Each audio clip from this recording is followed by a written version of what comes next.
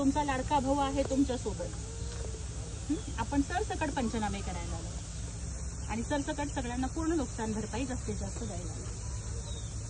पण एवढं कष्टाने उभं केलेलं असं सगळं नजरेसमोर हे झालं म्हटल्यावर खूप वाईट वाटणार। कशानं असं व्हायला लागलं, त्यामुळे गेल्या वर्षी झाले, आता त्यातनं बाहेर निघाला येतो युवतीवर कायम संकट आहे। नैसर्गिक संकट दरवर्षी मुलांची इथं लग्न सुद्धा होई नाही, काय अशी परिस्थिती।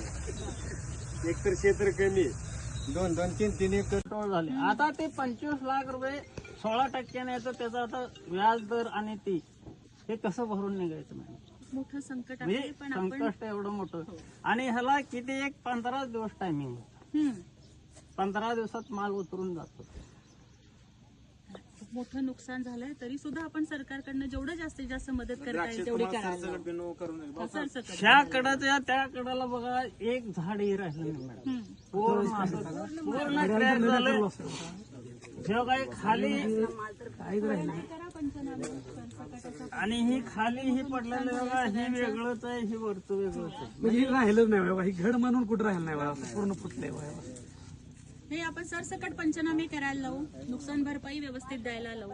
जेवढं सरकारकडनं जास्तीत जास्त होतंय, सरकार तुमच्या सोबत आहे, एकनाथ शिंदे साहेब आहेत तुमच्या सोबत, आहेत चरण भाऊ आहेत। आम्ही हे आता समजा गोष्टी चरण भाऊच्या